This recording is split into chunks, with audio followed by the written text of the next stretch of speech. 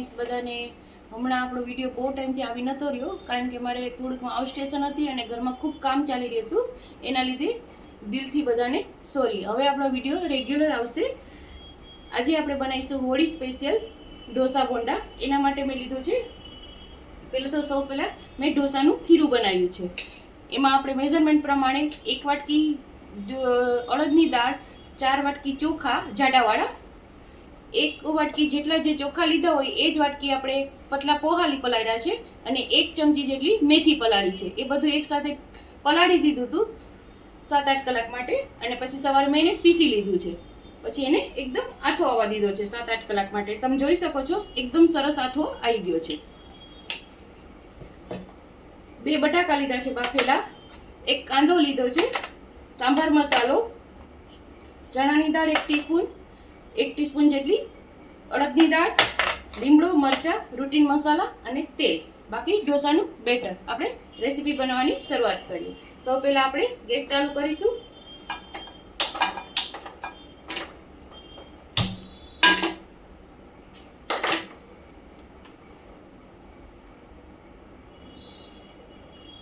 એક ટીસ્પૂન જેટલું આપણે તેલ મૂકીશું. તેલને આપણે ગરમ થવા દઈએ. હવે ફ્રેન્ડ્સ, તેલ આપણું ગરમ થઈ ગયું છે. મેં ચપટી રાઈ નાખી છે, જોઈ ચેક કરવા માટે. રાઈ ને જીરું. હવે એમાં આપણે નાખીશું 1 ટીસ્પૂન જેટલી અડદની દાળ. સ્લો ગેસ ઉપર જ સાતળવાની છે આપણે.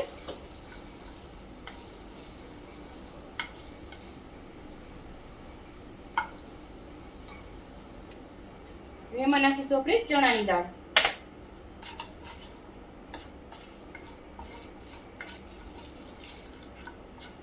એકદમ સ્લો ફ્લેમ છે. એમાં આપણે લીમડો અને મરચાં,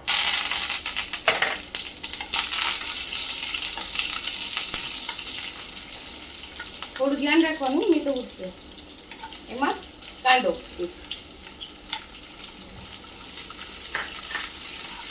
કાંદો ઓપ્શનલ છે. હવે આને આપણે સાતળવા દઈશું થોડી વાર. એમાં આપણે મીઠું નાખી દઈશું ટેસ્ટ પ્રમાણે.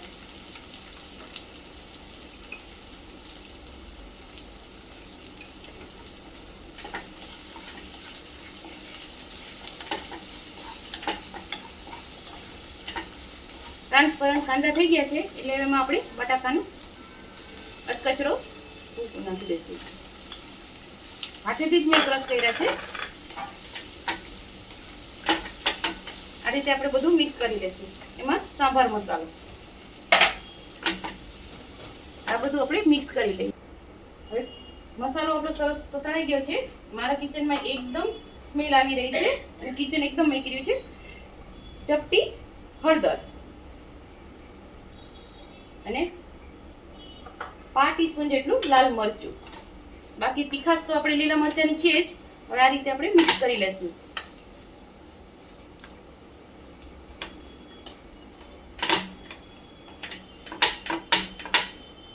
ફ્રેન્ડ્સ, આ બોંડા બહુ જ સરસ લાગે છે એકદમ ઢોસાના બેટર સાથે. તમે પણ બનાવજો.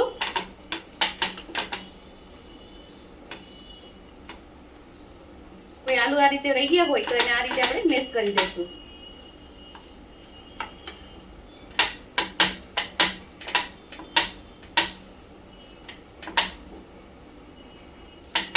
આ રીતે આપણે બધું મિક્સ કરી લઈએ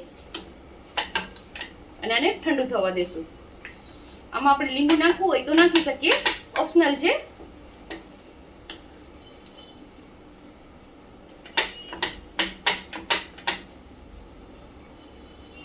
બધું આપણે મિક્સ કરી લઈએ અને ઠંડુ થવા દઈએ. જો ફ્રેન્ડ્સ, એકદમ સરસ તેલ ગરમ આવી ગયું છે. પહેલા જ મૂકી દીધું હતું ગરમ કરવા.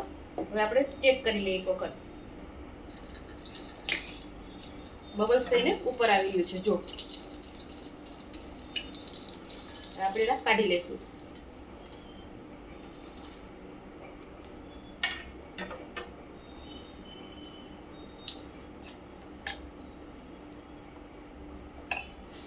ચમચીથી બી આપણે મૂકી શકીએ, પણ મને હાથથી ફાવે છે તો હું એ રીતે મૂકું છું.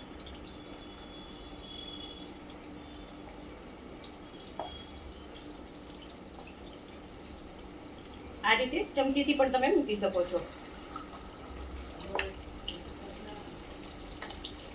એકદમ સ્લો ગેસ ઉપર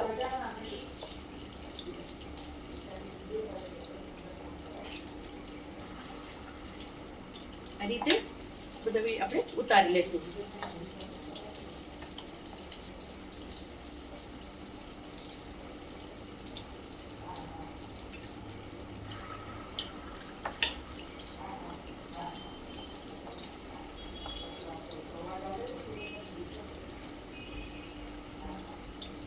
આ રીતે આપણે બધા મૂકી દઈએ.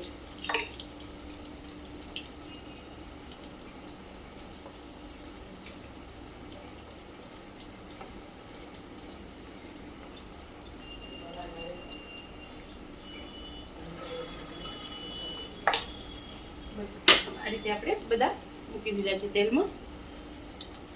આ રીતે ફ્રેન્ડ્સ આપણે બધા પલટાઈ લીધા છે અને ઢોસા જેવા એકદમ ક્રિસ્પી જ કરવાના છે. જો એકદમ ક્રિસ્પી છે.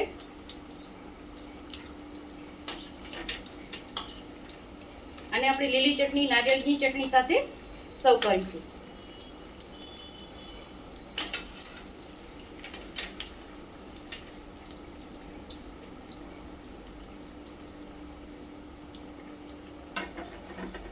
આ બધા હું તળી લઉં છું. તો ફ્રેન્ડ્સ તમે જોઈ શકો છો કેટલું ક્રિસ્પી છે.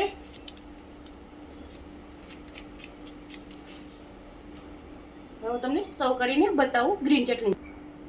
તો ફ્રેન્ડ્સ તૈયાર છે મસ્ત મજાના ઢોસા ગોંડા.